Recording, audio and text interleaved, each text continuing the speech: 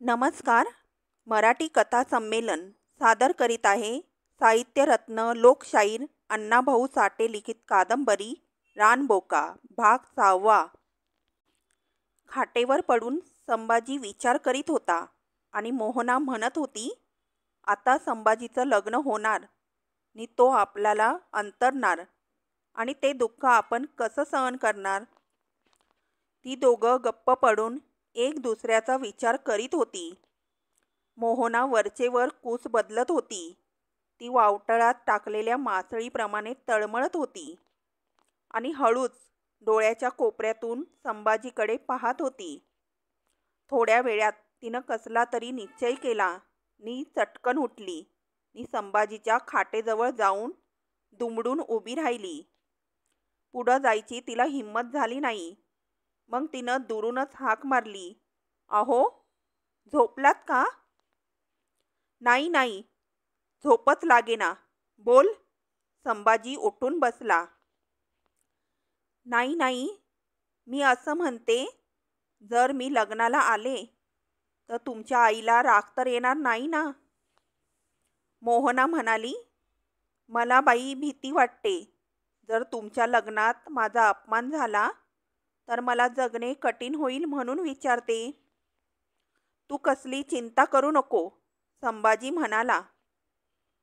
तुला कोणी अपमान करणार नाही आणि जर कोणी केलाच तर मी पाहून घेईन. बरं, मला तीत कशी समजणार? तिनं विचारलं. तुला न्यायला माझी गाडीच येईल, संभाजी बोलला.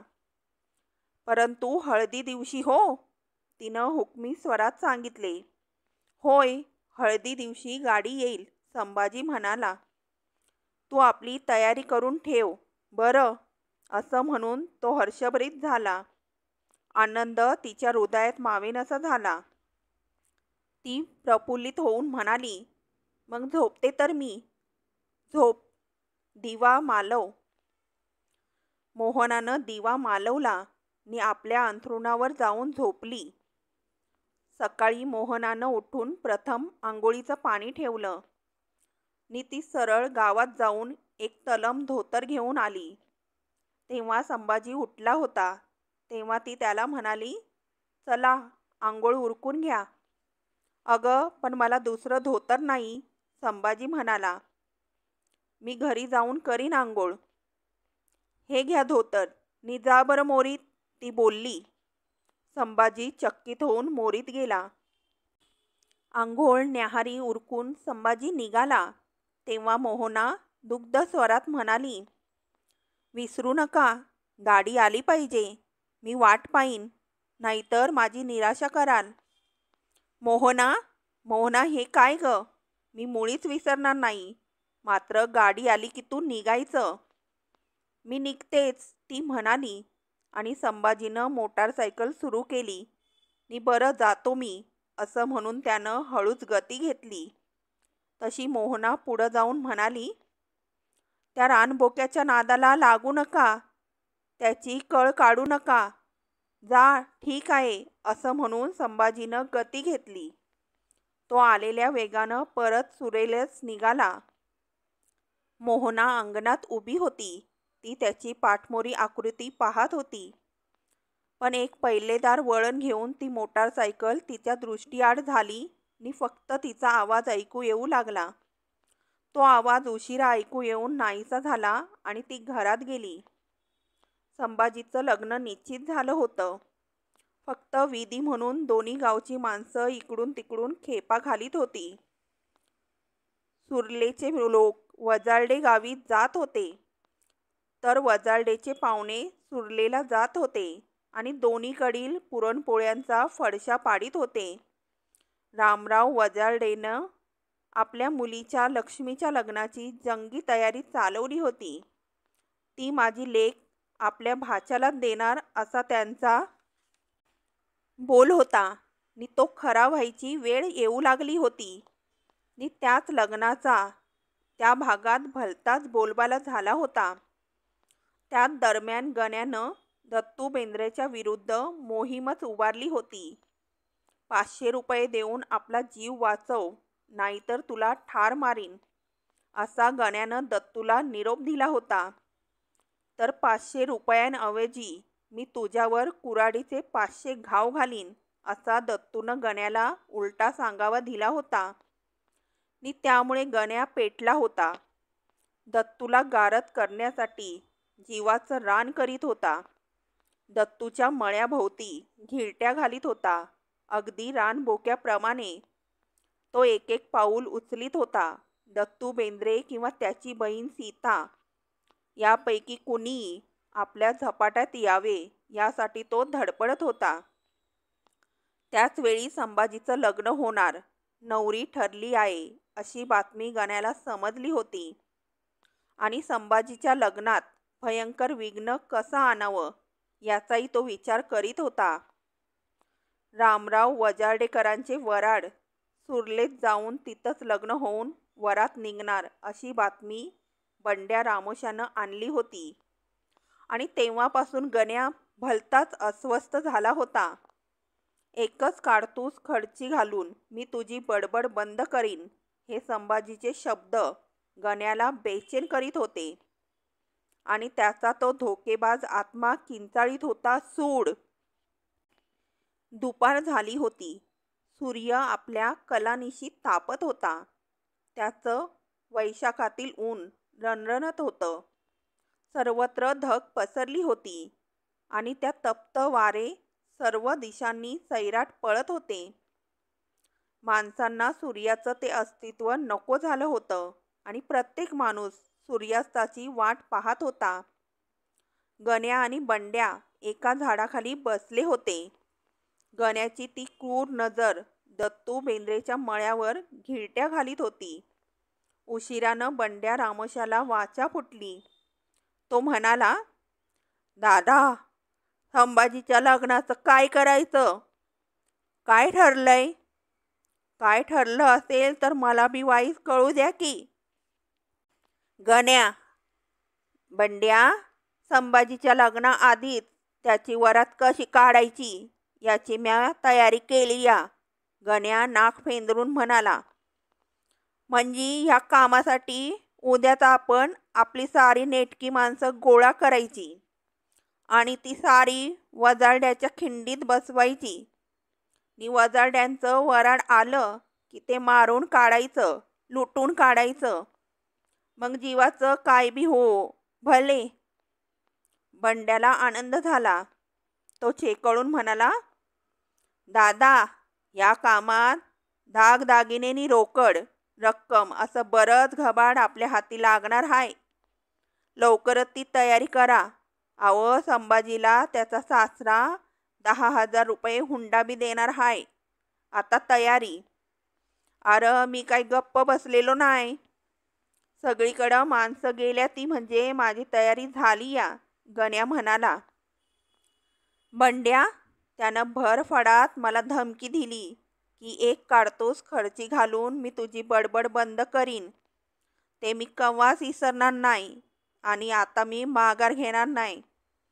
भलं, आता माझं ऐका, बंड्या म्हणाला. उद्या गुरुवार हाय. तवा उद्याच वडाड्याचं वराड सुरेलाला येणार हाय. तवा एका रातीत आपली तयारी झालीच पाहिजे. आणि दुसरी एक बातमी ऐका, मोहनाबाई बी उद्या सुरेलला खास लग्नासाठी येणार हाय. मग काय लेका, देवच पावला. गण्या हर्षभरीत होऊन म्हणाला. अर्धी माणसं नवरी लुटायसाठी खिंडीत बसवायची नि अर्धी माणसं कामरीच्या वाटेवर बसवून मोहनाची उचलबांगडी करायची आणि आपण दोघांनी जाऊन दत्तू बेंद्रेंचा बंदोबस्त करायचा. म्हणजे एकाच दिवसात सारी कटकट मिटवून मोकळं व्हायचं. तो गुरुवार होता. गण्या आपल्या सोप्यात बसून बंड्याची वाट पाहत होता नि त्याच्या डोळ्यापुढं सूर्य उगून आकाशाची चढण चढत होता. वातावरण आनंदानं भरलं होतं. गारटलेला वारा पळत होता नि गावगाडा आपल्या रोजच्या मार्गानं चालला होता. गावकरी आपली सकाळची कामं उरकीत होती. गुराखी पोरांनी गुरं सोडली होती. ती हसत खेळत गात डोंगराकडे निघाली होती. काही पोरं वडाळ म्हशीला इरसाल शिवी देत होती.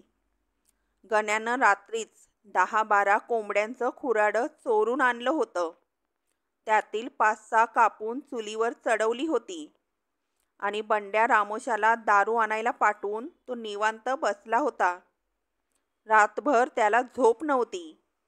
ठरल्याप्रमाणे मध्यरात्रीपर्यंत त्याची माणसं आली होती आणि त्यापैकी काही खिंडीकडं पाठवून आणि काहींना कांबरीची वाट रोखून मोहनाला पळवा अशी सूचना करून तो मोकळा झाला होता. बंड्या आला की न्याहारी करायची आणि स्वतः दत्तू बेंद्र्यावर चालून जायचं. त्याला ठार मारून मग खिंडीकडं दौड मारायची असा त्यानं विचार केला होता. आज त्याला दत्तू, खिंड आणि कांबरीची वाट या 3 मैदानावर लढायचं होतं आणि तशी त्याची तयारीही होती. थोड्या वेळानं बंड्या रामोशी आला. त्यानं दारूची चरवीज भरून आणली होती. ती कळशीभर दारू पाहून गण्याला आनंद झाला. त्यानं 4 कोंबड्या एका परातीत घेतल्या. प्रथम 1 तांब्याभर दारू पोटात ओतून मग तो आपली जबरदस्त न्याहारी करू लागला. त्यानं 2 कोंबड्या एका पितळीत वाढून ती पितळी बंड्यापुढं सारली व म्हणाला, दारू किती घ्यायची ते तुझं तू बघ. माझं निराळं हाय. ही अक्काबाई पोटात असल्याशिवाय माझं टकुरच काम करीत नाही. असं बोलून त्यानं दारूचा दुसरा तांब्या भरला. बंड्यानंही 1 तांब्याभर घोटून मग तो एका कोंबडीचे 1-1 हाड चावून खाऊ लागला. गण्या कोंबडीचं मांस खात होता आणि त्याच्याबरोबर पाणी प्यावं तशी दारू पीत होता. हळूहळू त्याचं डोकं तरकटत होतं आणि तो निर्माण झाला होता. त्यानं आपली न्याहारी संपवली आणि आज आपण काय काय काम करायचं याचा तो विचार करू लागला.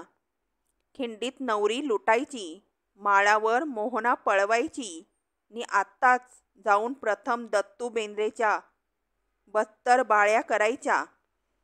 ही 3 कामं मस्तकात घेऊन तो उठला आणि बंदुकीकडे पाहत म्हणाला, बंड्या चल आधी दत्त्याचा निकाल लावू नि मग खिंडीकडे जाऊ. उठ, लेका येळ करू नक.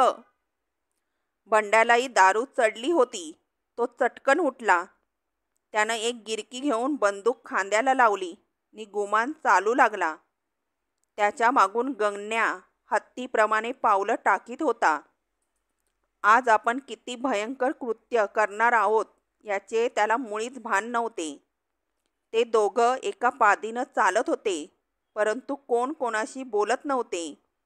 आज हा गण्या दत्त्याचा खून करणार अशी बंड्याची खात्री झाली होती आणि त्या खुनाचाच तो विचार करीत होता.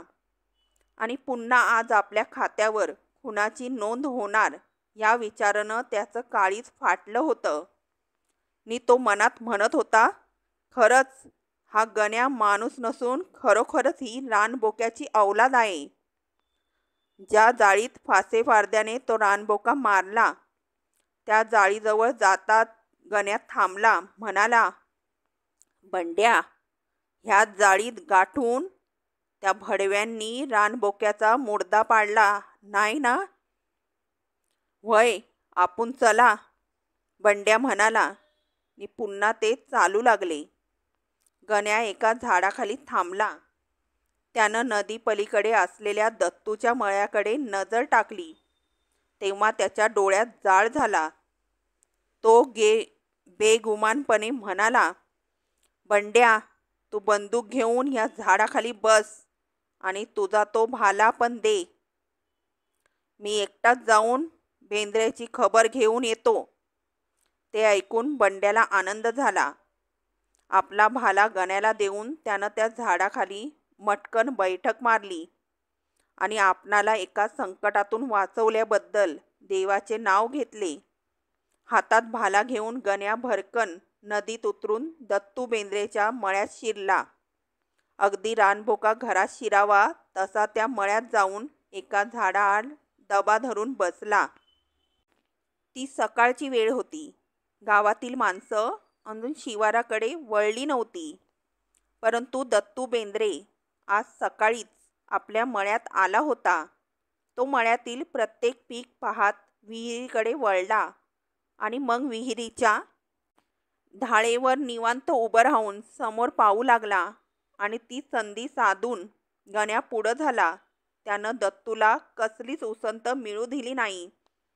त्यानं भाल्याची काठी फिरवून दत्तूला मारली आणि मग तो डोळे झाकून त्याला चोपू लागला. त्यानं 4 दणक्यात दत्तूला भुईसपाट केले. मग सर्व शक्ती मनगटात घेऊन तो त्याला बडवू लागला. दत्तू उपडा पडला होता आणि गण्याचा सर्व मार आपल्या पाठीवर घेत होता आणि गण्या टाचेपासून डोकीपर्यंत दत्तूला मारित होता. त्याची पाठ फुटली होती. रक्ताच्या चिंकाळ्या उडत होत्या आणि तो भयंकर मार त्याला असह्य होत होता. तो निपजीत पडला होता. आपण उताने होऊन थोडा मार पोटावर घ्यावा असा विचार त्याला सुचला.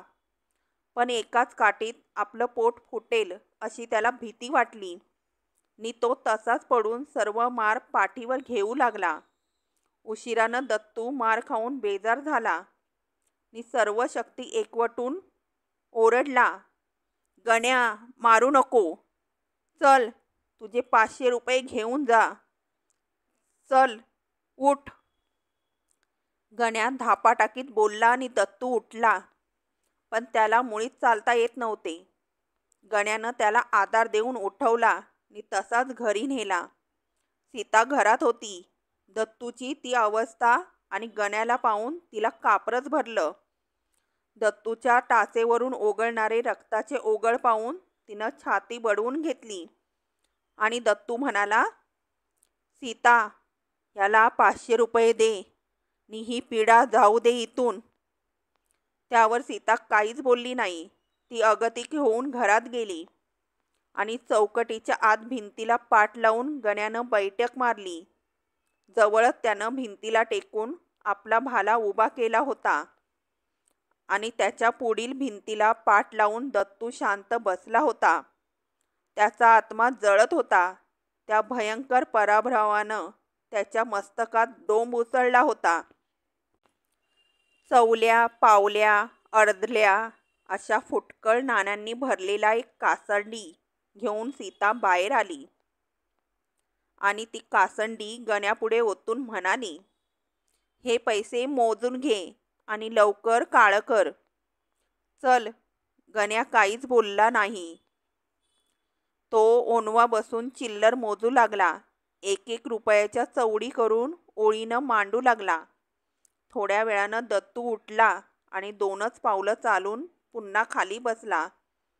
त्याला गण्यानं विचारलं, का उठलास? मला लघवीला जायचं होतं, दत्तू बोलला. मग जा की. गण्या उरकला. मला चालता येत नाही, दत्तू बोलला. मग माझा भाला घेऊन टेकत जा, गण्या म्हणाला आणि दत्तू तो भाला घेऊन बाहेर गेला. गण्या खुर्दा मोजण्यात गुंग झाला होता. तो काळजीपूर्वक 1-1 रुपया मांडीत होता आणि दत्तू बाहेरून आला आणि चौकटीच्या आत पाऊल टाकतात त्यानं गण्याच्या बोकाळीत आपला भाला खुपसला. तो इतका जोरात खुपसला की तो खचकन आरपार निघाला आणि पुन्हा दत्तूनं तो भाला तसाच दाबून धरला. दत्तूनं गण्याला भाला मारला आहे हे पाहताच सीताला चेव आला. तिनं भरकर म्हशीचा लोडणा घेतला आणि ती डोळे झाकून गण्याला बडवू लागली. पोटात भाला घेऊन गण्या धडपडत होता आणि वरून त्याच्यावर लोडणे पडत होते. मग दत्तू ओरडला, सीता, लोडणं टाकून माझी कुऱ्हाड घेऊन ये. याला कुटून काढ. मग सीतानं कुऱ्हाड घेतली आणि तो डोळे झाकून गण्यावर वार करू लागली. गण्यावर कुऱ्हाडीचे घाव पडत होते. तो धडपडत होता. त्याच्या पुढं रक्ताचं थारोळं झालं होतं. त्या रक्तात ते 500 रुपये बुडले होते. ती बातमी गावात पसरली. लोकांनी दत्तूच्या दारात गर्दी केली होती आणि जो तो ओरडत होता, दत्तू, त्याला ठारच मार. आणि उशिरानं गण्याची धडपड बंद झाली आणि मग त्यानं त्या रक्तात त्या रुपयाच्या राशीत प्राण सोडला. आणि मग पुन्हा गावकरी मोठ्यानं बोलू लागले, अरे गण्या मेला, आता त्याचा जोडीदार बंड्या रामोशी कुठं हाय तो, कवा बी त्याला बी वाट लावा. बंड्या रामोशी झाडाखाली बसून गण्याची वाट पाहत होता. पण एकाएकी गावात झालेला गोंगाट ऐकून तो घाबरला आणि गण्याचा खून झाल्याची बातमी ऐकून त्याचे धाबेत दणाणले आणि त्यानं तेथून पळ काढला. त्यानं मागची धूळही पाहिली नाही. तो मनात म्हणत होता, ज्या लोकांनी गण्यासारखा डोंगर बुडवून त्यांना माझ्यासारख्या चिलटाला चिरडायला किती वेळ लागणार आहे. आता आपला मृत्यू जवळ आला असून तो माझा पाठलाग करणार. आणि खरोखरच कित्येक माणसं भाले कुऱ्हाडी घेऊन बंड्याला हुडकीत होती. अगदी काटा शोधावा तद्वत शोधत होती. त्याचवेळी बंड्या घरात नव्हता. तो डोंगरात जाऊन बसला होता. त्याला काहीच सुचत नव्हतं. त्याचं डोकं बधीर झालं होतं. आपल्याला ठार करायला लोक येत आहेत असा त्याला भास होत होता आणि तो क्षणोक्षणी दचकत होता. अंगावर झाडाचं पानही पडताच भयभीत होऊन पळणाऱ्या सशासारखी त्याची अवस्था झाली होती. नंतर तो तसाच पळत खिंडीकडे गेला आणि त्यानं दुरूनच टेहाळणी केली. गण्यानं जमा केलेले दरोडेखोर गण्या येत नाही, कदाचित तो उशिरानं येईल. आपण खिंडीत जावं असा विचार करून दबा धरून बसले होते. आणि गण्यानं येऊ नये असं त्यांना वाटत होतं, कारण 20-25 हजारांचा ऐवज त्यांना मिळणार होता. जर गण्या आला तर तोच सर्व लुटीचा मालक होणार आणि तो जे देईल तेवढेच आपणाला घ्यावे लागणार, असं सर्व दरोडेखोरांचं मत होतं. म्हणून ते सर्व गण्यानं येऊ नये असा देवाला नवस करीत होते. तो गण्या स्वर्गात जाऊन कधीच जुना पुराणा झाला आहे याची त्यांना दखलच नव्हती. काही दरोडेखोरांनी कामरीची वाट रोखली होती. त्यांनी एका लवणात दडी मारली होती. मोहना आणि तिच्या अंगावरचे दागिने त्यांनी लुटायचे, तिची गाडी अडवायची आणि अंगावरील दागिन्यासह तिला डोंगरात आणून गण्याच्या स्वाधीन करायची. एवढी त्यांची कामगिरी होती. त्यांनाही गण्याचं वाटोळं झाल्याची बातमी कळली नव्हती. म्हणूनच ते इमाने इतबारे आपल्या कामावर रुजू झाले होते.